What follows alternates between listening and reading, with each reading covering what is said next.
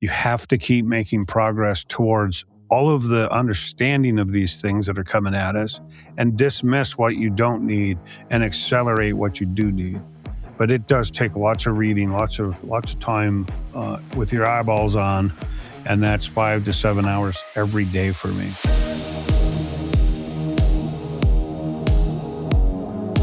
Welcome back, everybody, to Visionary Leader Podcast with Jim Robinson. I am your co-host, Lori Prust. So, awesome. Jim, I'm good. I'm glad to be here today. Let's go. We got some crazy stuff to talk about today. Yep. It's a continuation. I think we're going to deliver some cool content today. Try to bring some of this stuff home for you. You're going to want to crank up the volume and hear what we're going to close out because you ain't alone. I'm about to explain some of the stuff as to why you're being perceived by your team a certain way, but I think we could talk about that today and get some clarity. Yeah, certainly. And so the topic for anybody listening, so glad you're here, is Entrepreneurial Operating System, and it's the EOS. And so like Jim said, we've talked about it a little bit, and we want to hit an angle today that the visionary can actually cause the company to stumble a little bit. So the biggest thinker in the room can stall the team. And so we want to dig into that. And so for people who are visionaries, they see the next thing, they've got so many ideas, you can't contain them. How do you balance that with your team? And so I think I'm more of the integrator. So the key roles, integrator, and Jim, you're definitely more of the visionary. So I think we can complement each other a little bit on thinking the different ways as part of the EOS system. But so how does a visionary's ability to see the future become a bottleneck for the present where you are right now? Jim, can you speak to that? Yeah, the visionary walks in and we're the bomb. We just go set things off. We explode in the room. We make a mess of everything. Yeah. And I'm really paraphrasing. I'm really just giving you a metaphorically, of course, speaking, but I've seen it over the years and I've matured into this role and I've learned a little bit different about this. But the bottleneck is that we just create a sense of overwhelm. And because here's what I talk about when I have to work with silly attorneys. I say that all inclusive, by the way, silly attorneys, because they use splatter guns. And that's just my analogy. We use splatter guns and visionaries do that. And they make you go chase all these little silly messes everywhere. And that isn't for everybody. Your structured people on the team need this structure and they geek up and they get excited about the following of the structure and executing what is clear. They do not get excited and fired up just because you come in, shoot a splatter gun and have a big mess of all these visions and all this crazy fun stuff that we love as visionaries. It just becomes an overwhelm for them and then things shut down. And so some of our listeners probably experience that. If they're the visionary, they probably have done this, especially a young visionary. They just go in and blah, and then it's a mess. And you wonder why your people are not performing, not even following the basic standards. It's because they just went into a state of overwhelm. Yeah.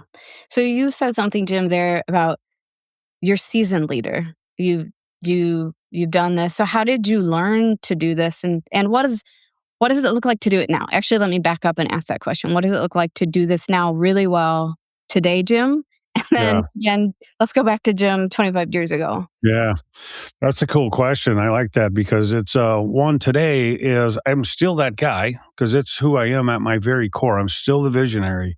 I can paint the Mona Lisa, as I like to call it. I paint the Mona Lisa when they're looking at a poster from Kmart. I can make it bigger. And that's really what I kind of pride my character on. That's who I am. I am the visionary leader. I can create the story and paint the picture through story. But today, as a seasoned leader, I still do that. And then I scale that back to a set of standards or rules to execute the top priority of everything I just talked about. So the big picture. And then I'll say, here's the thing that we're going to work on by Friday. I get the buy-in from the team, and then I go around the room. Can I count on you? Are you in? What am I missing? Do you not understand what I just talked about? What part is missing? Please give me the example. I preface it that I say my room or the office or the conference room is the very protected area that you can speak and say anything you want against me, for me, or with me, but it's the one spot you get to do that. And so when we have that, because I know what I'm doing, I know that it's can be a threat to some. To others, they're like, okay, that one little piece, they'll dissect one piece and then they're stuck just with that piece. And so as a visionary leader, I really pay attention today, who and what is clicking. And then we do what I say, plant seeds, but we're planting seeds. By Wednesday, I'm going to check in with you. By Friday, we want to close this out, have a plan, and we'll start rolling on Monday. Visionaries don't do that typically. We just walk in and we're like, blat. Okay, we're going to start it at 1:00 today. That's usually what the youth does. And that's what I used to do. And I made the assumptions forever that they loved what they just heard. This is so cool. We're going to have everything done by Wednesday. And then nothing would get done. So what's the point you saw your team needed like they needed something different? What did you see? What are those signals? For me, the discovery is they all needed something a little bit different. Mm. And they needed to hear it a little bit differently. They needed to hear it in their language. I was given a talk the other day, and I was talking to a guy that I asked for an elevator pitch for his business. He's in a roofing business, by the way, and waterproofing and basket weaving and clothes making and hair weaving all at one time. And I'm like, whoa, that's a visionary. I love that guy. And so that was cool to hear him shoot that splatter gun. And then I just said, well, the crazy part is you just confuse me. And I understand all of those trades you just described, but your buyer doesn't understand the trades. They won't understand what you're selling. So how do we narrow that down? We call it the elevator pitch. And I told him the whole world understands bullet point speaking, but they don't speak in bullet point speaking. But the whole world can interpret bullet point because it's simplistic. It's just blat. Here's a comment. And so if you take your elevator pitch and bullet point from a sales perspective, you use bullet point, everyone in the world, 99% of the world is going to understand that. Once you open them, now you have an opportunity to learn who you're talking with, and you can use splatter guns, you can use whatever you want to call it, but you can get it messy. You can talk about great stories. You can talk about the flavors and the rainbows and the daffodils and the flowers and the lily pods. You can talk about everything to some people. And so years ago, I just started learning that, wow, my team, that one person over there in the corner needs this. Right. The next one needs it explained another way. And so I got very intentional in my leadership style to make sure I'm meeting their needs. I still deliver in bullet point because I'm not good with all the detail, and that stuff is messy for me. Mm-hmm. But as the visionary, I have this big picture, but I know how I got to spell it out for each one of them. Yeah. Yeah. So how do you see the integrator play a role? And what I want to go back to is you plant seeds, and we've talked about this a little bit before, which is so good for change management also, of like how you're planting these seeds. I think that's what you're saying, is helping people get there by the change you need to see, but you give them time to get through that. What's the role of the integrator? It's a little off-roading here on this one, but I'm very curious how they go with you as you're planting seeds and have new ideas. What does it look like? So I had to learn that as well. You know, the integrator is a critical component to the success of a visionary. Visionaries are successful in their own head, but not on paper and not for the market they serve yet. And so I say yet, and I accent that because the integrator is the most critical part to the visionary's execution. The visionary doesn't do well executing. It's like I describe this as some of these cool guys that build hot rods in their car, and they're like, "Oh yeah, I built this over the last 15 years," and I'm like, "Bro, I can't do it. I just don't have that ability. I don't have the staying power because I see the car. I see how beautiful it's going to be, but it can't get me there. I can't do it." The integrators are really fabulous at making that one little piece. And they're like, dude, check that out. It took me 6 hours. I did that on Saturday. And you're like, holy Wow. dude, I can't do it. Where's the bus pass? I need to know the bus schedule because I'm running in front of the bus. Yeah. That's painful. And so learning that the integrator really is one, they help the process and the speed of the process. A really good integrator needs to be able to stand up to the visionary. I had to discover that because I could just run over them. Yep. And then I'm like, whoa, I'm really the problem. I'm the future because I'm seeing this big picture. I'm creating this cool Right. story that we're all going to gravitate to. But I had to slow it down for them. And then they had to be empowered enough to say, no, Right. that's crazy. We can't do that today. And as long as I hear that, I'm like, great, I got another idea. Let's go with this one. So you can just You're like, keep going. And you watch them. You have to pay attention because they will go in overwhelm.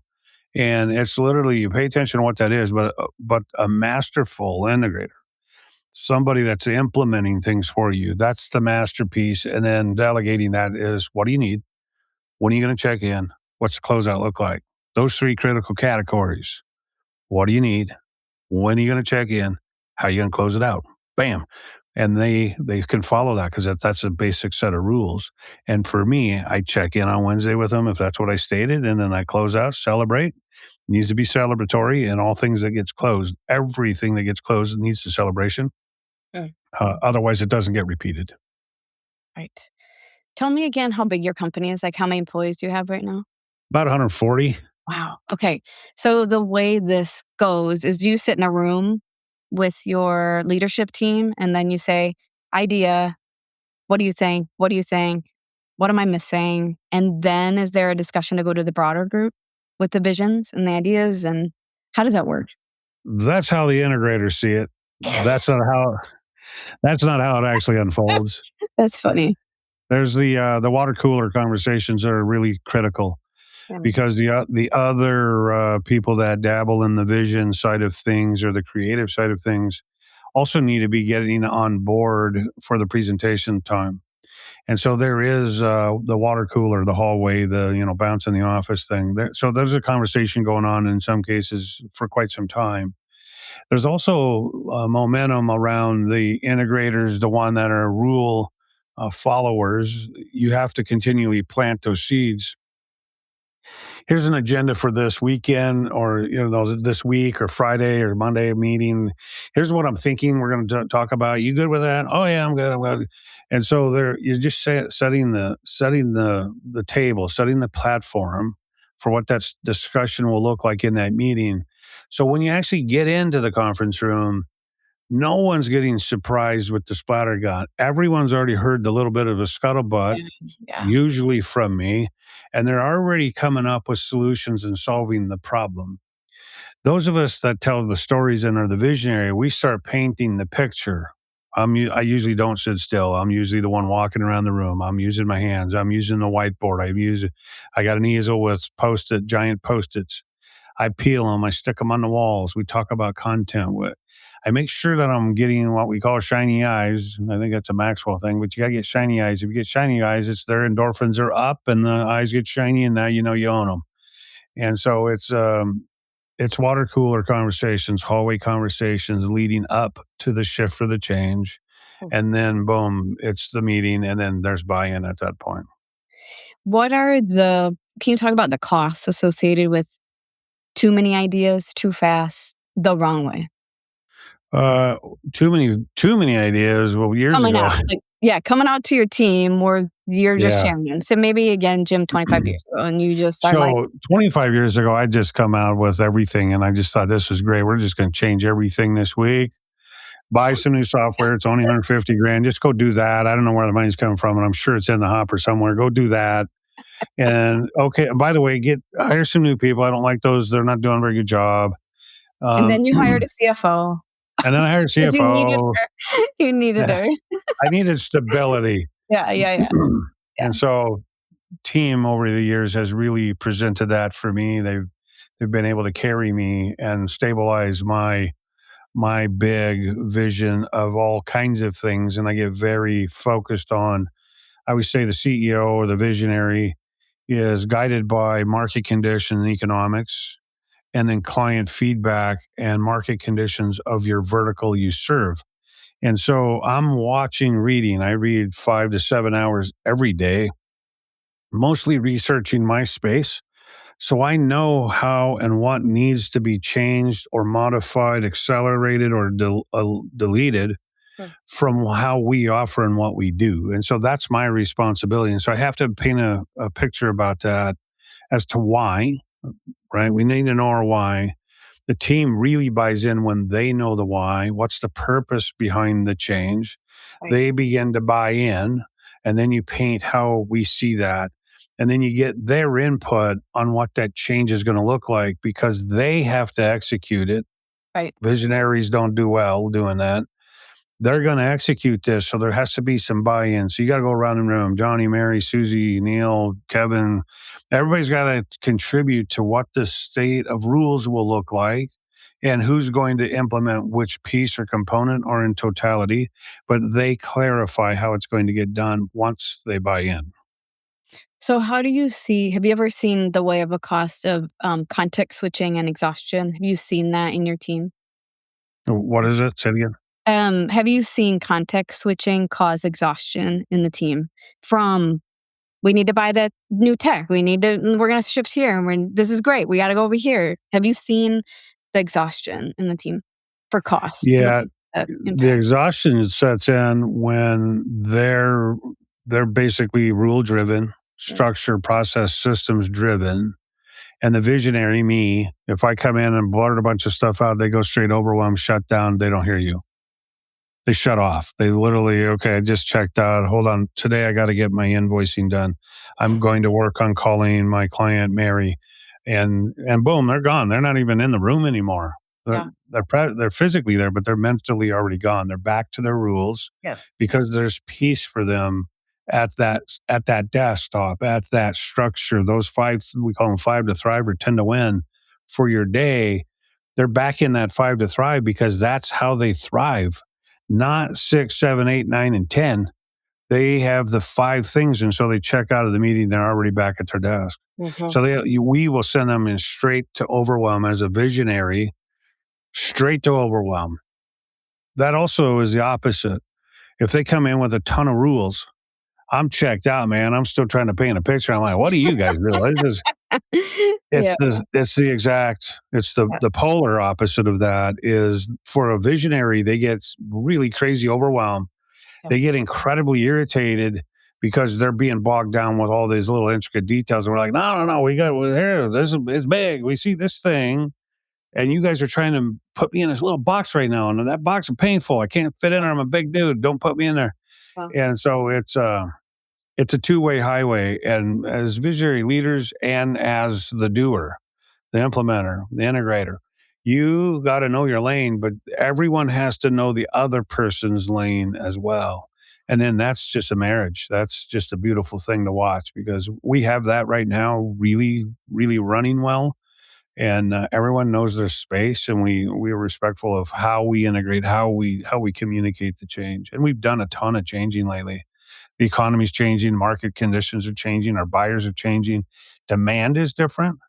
People are demanding way more different data and data Yeah. versus just why.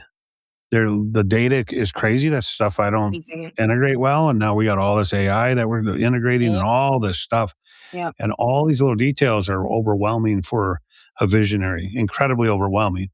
And so I have to have them break it down for me in a language I can communicate at because they're good. They're just like, here's the rules. Here's how we're going to do this. AI is going to do this. And here's how we're going to critique it. I'm like, well, hold on. What? Yeah. So it's a two-way street. We get overwhelmed when there's too much detail. They get overwhelmed when there's no detail. Yeah. Thinking of the AI space, it's so hard. So I'm in data engineering. That's where I'm Yeah. at. And so right Yeah. now we've got to keep our eyes up and out to say what is going on because a lot of the roles are changing. Engineer roles are changing with AI, with things like Claude and other agentic, tools. Yeah. And things. So it's hard to stay on the ground, feet on the ground, deliver what you need to do, but look forward. You have to right now. Like you Yeah. just have to. And I'm not sure if it's just right now. I hear what you're saying. You just said, I read X amount of hours a day to keep up current on my market and my business. Mm-hmm. You always have to do that, but it's very hard right now. It's changing so fast with AI. Everything Yeah. is. Yeah, even for our entrepreneurs tuning in, listening, is we talk about the imposter syndrome is because we go into that state as business owners, entrepreneurs, big or small, is we go into that state that, wow, we're supposed to be doing all these things and we're all so far behind. What am I doing? This is terrible. I'm failing as the leader. And that's just not an accurate statement. As long as you're paying attention to what's forward thinking, Howard Schultz wrote onward, right? It means we're going onward. We can't keep going backward. We got to go onward. We're going forward. There's a lot to be said about one, progress. That creates happiness, that creates contentment. There's a lot of cool stuff going on there. As long as you are integrating and reading to see what's next, don't go just integrate everything. That's not good. 25, 30 years ago, I would have already had AI going nuts for me, and that's not a reality. It's just one more tool Mhm. that we all need to be looking at, figuring out how to use it. It's just one more piece of the puzzle.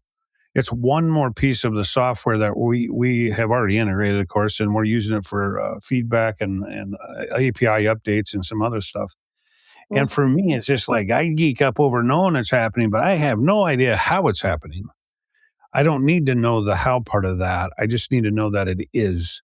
yeah. And so the imposter syndrome sometimes it means that we are this, visionary leader. We have this entrepreneurship about us, but yet we're so far behind we don't have a clue.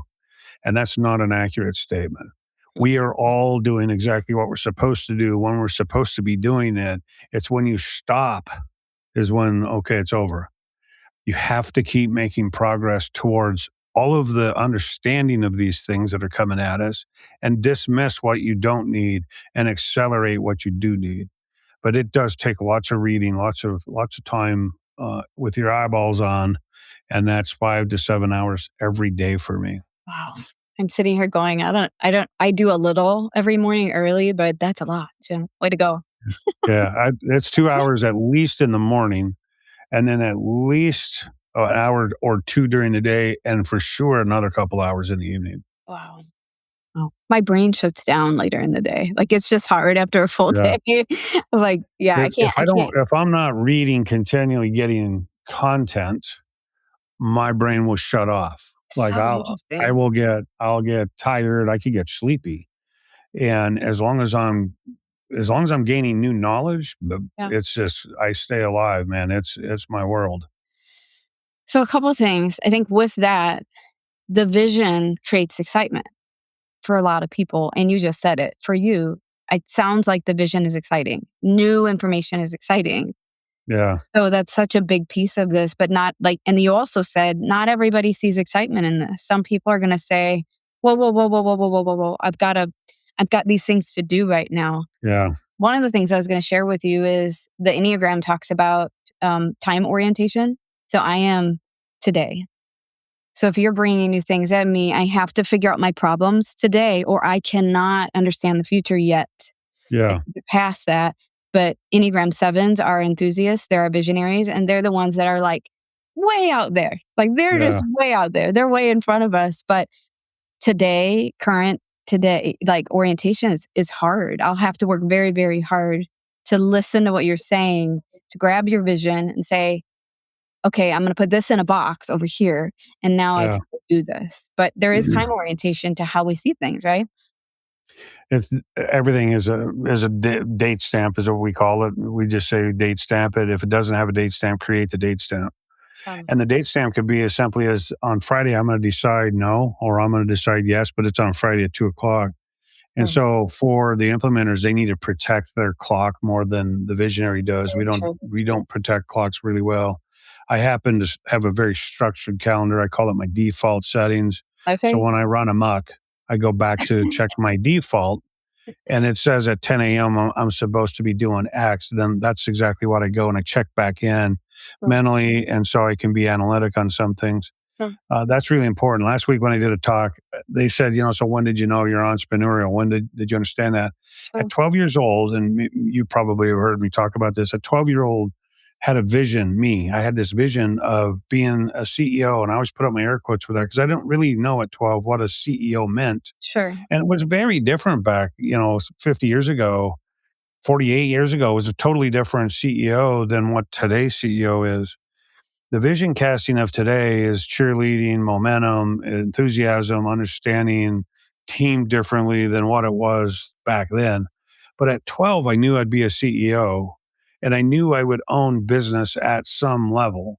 And today it's so radically different even from the 40 some odd years ago. Here in just 14 days, I'll be celebrating 41 years in business.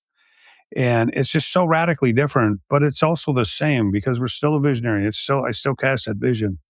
And nobody in the room at the time understood how could you possibly see that at 12 years old? Because the reason they can't see that is because they didn't experience the same thing. And now they're 40s, 50s, and 60s. They can't go back and say, geez, I'll be 12 and then I'm going to have this vision. And I understand that. They didn't because they just didn't have the vision. And so most people can't comprehend that. But for me, I've always been crystal clear on what that meant. Yeah. Learning what people in the team needed from me was the journey of 41 years. I bet. I'll continue. I did commit to stepping away. I'll be done with CGP August 19th in 2030. 4 more years. My team will be integrated to take over and run this thing for me. I'll have the school up and running by next year. I will be teaching full time at our own trade school. And I'll continue to be somewhat of an owner, but I'm going to step down as president, CEO. I'm going to go straight to casting vision and then teaching the youth or anybody, quite frankly, that comes into our schools. And that's really my vision. That's been my passion. That's been my 20 plus year vision, is really being able to give back to the trades. I seen them failing many, many years ago.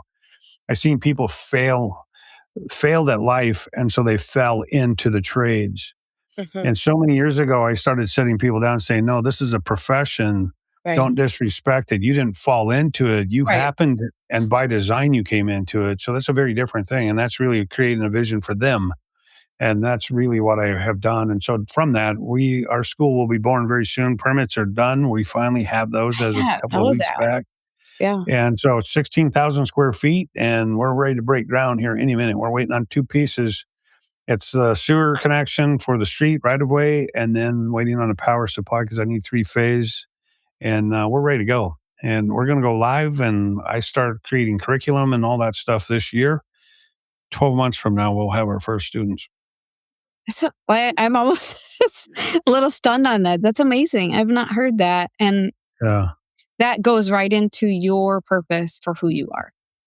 It's totally my purpose, and it's to serve other people, to make them be their best. And I do that through new experiences and structured education. That's my own personal mission. I love it.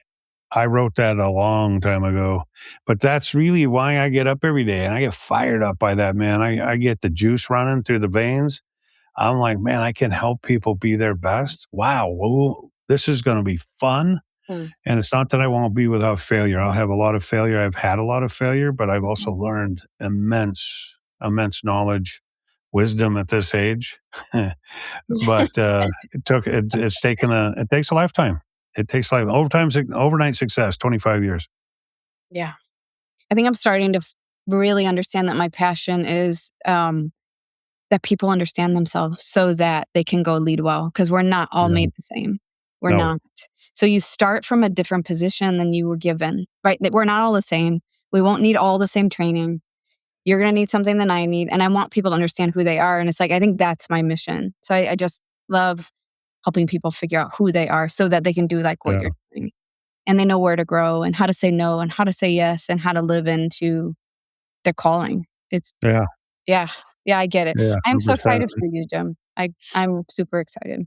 Can't wait to see Yeah, it. I'm stoked. And literally last week, I had this epiphany of why I've pursued education. It was literally just this giant aha moment, this awakening for me last week. And I gave a talk about it actually, and it was a very humbling moment for me. And I won't talk about that today, but it was super humbling to know why I pursued the education and the knowledge that I have, why I did that. And for me to discover the why behind that, it was literally just such a moving moment for me. And I did it while I was giving the talk.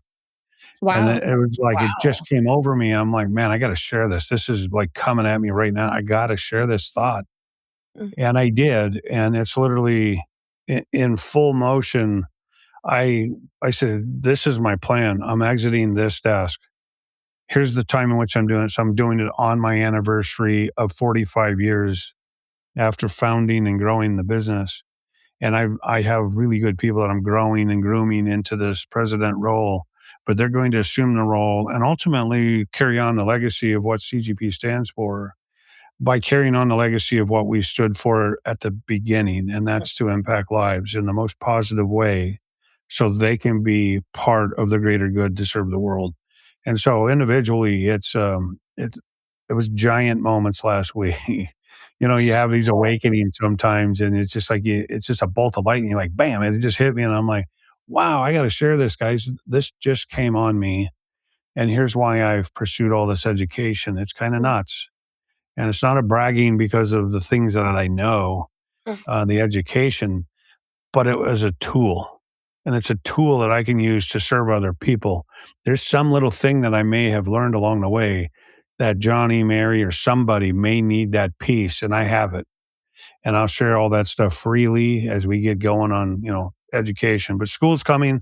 We're going to reach out to different recruiters. We want to be able to get schools be sponsorship and bring students in, get them a professional career. And so they start thinking about trades as a profession, not a fall into, because I was drunk and hungover and my friend wanted me to frame with him on Saturday. So I did it. And then I just said, geez, I'll keep framing. That's okay. It pays me on Fridays. We want you to pursue the trades as a profession as to what it is. Those other professions that you've heard about your whole life, those are going away at a high level. They are back to AI, right? Back to AI, they're going away at a high level. So we need to find a way to embrace what's paying a lot of money, and trades are paying a lot of money. We can go to junior high, be sponsorships, show them how to get in, get them right out of high school, get them integrated. If they're not going to pursue the college thing, boom, we can get you in trades. I can show you a lot of cool stuff. We can give you soft skills, get you into leadership and management at a very young age, teach you trades, and then you'll grow through the trades and boom, you'll be in management in no time. We'll give those skills to you. Wow. Like we off-roaded. I just want you to know. I'm just saying, man, I'm visionary. I create and I paint. I know. I'm a visionary. I create and I paint. That's what I got to do, man. It's in my soul. That's who I am. So I feel like sometimes information is revealed to us at perfect time, right? Like by God and like our lives. And so I believe that. Like, so at some point you get this information along the way that you need. You need it for this next step. And it's almost, this is what I attribute to with what you said, is it's like God's revealing to you, if I can say that here, of, hey, here's some information I want you to see. Yeah. I've known all along. Let's go do it. So it's super cool. It's really super cool. I believe that because I think sometimes we go through life wondering why. We get a lot of answers to why, right? We create the purpose, and so we understand our why. Mm-hmm. But why did we get to that why? Mm-hmm. And so when I teach, sometimes we call it the 5 whys. Mm-hmm. Once you give an answer, you have to ask, why did that answer come up? And then ask, why did that word come up? And then why did that come up? You go 5 deep, your story is going to be completely different than what your first belief was. And so using 5 whys is a really important tool. We teach it. We use it. We make sure people dig deep. We take people on an exercise on paper to do it. Mm. And when you get to your 5th why, sometimes there's tears. Sometimes there's an aha. Sometimes it's an awakening. Sometimes it's being enlightened. But it's really a moment that you're like, wow, that's what I've talked about this whole time, but I never used it. Wow, that's crazy. That's really why I've done this thing. Or that's why I pursued X. It's something happened. It's funny. I drew a chart yesterday in what we call triangulating. And it's 1 and 2. That's the discussion, right? There's 1 and 2, and it bounces back and forth. And when it doesn't go well between 1 and 2, there's a target of number 3. And it's an escape mechanism versus problem resolution. So we keep going back and forth, and it could be tears, it could be anger, it could be frustration, and get elevated, but we're the only 2. We're going to solve this, and if we don't, in businesses, they'll target a 3rd. That's usually some other employee, some other team member, and these 2 become friends to attack number 3. because they don't see eye to eye in what their discussion was. It's from their history way back. That's why there was no resolution. And so they'll pick up number 3. Number 3 could be home. I'm gonna go home. I'm gonna attack the dog. I'm gonna attack my wife. I'm gonna complain. I'm gonna bitch about everything because I didn't solve this 1 to 2 thing. And so we call it triangulation, and we literally draw the triangle. But people go straight to their number 3. It could be road rage on the way home. It could be the dog. It could be whatever that is. Yeah. It's something other than what you're taking ownership of. If you take ownership of the main discussion, the first time it comes up, there's no number 3. That's beautiful. And sometimes there'll be tears. Yesterday, there was some tears in one of our discussions. Yeah. The humility that it takes to get to that level is just something, unless you've done it, once you do it, it'll blow your mind because you're at such peace on the other side of that. And there's nobody that you're going to attack. You're only going to love up on somebody. It's super powerful. We call it triangling. Yeah. I've used the 5 whys, but I always use it in a business context, not human-centered. Why did you go? Okay, but why? Yeah. Why? That's really good. I'm going to do the exercise. Y'all heard it. I'm going to do the exercise. And do it on self, not on anyone else, of course. Yeah. No, right. Yes. But do it in all things. Yeah. So how we do anything is how we do everything. And that means we want to get to the deepest connection, deepest amount of love, deepest amount of caring, compassion, and giving of those. But we got to get us there first. This has been really awesome. Visionary.